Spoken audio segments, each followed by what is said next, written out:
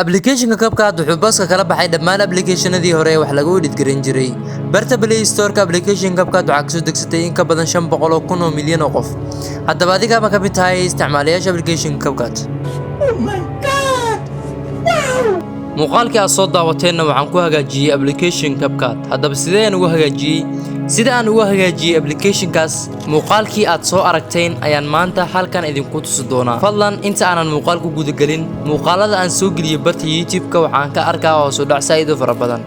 Haddii aad muuqaalka heshood soo gasho, fadlan waxaan ka codsanaynaa muuqaalka like inoo saarto. Haddii aad nagu cusub tahay, subscribe inoo saarto. Haddaba haddii aan u guda galno muuqaalkeena maanta.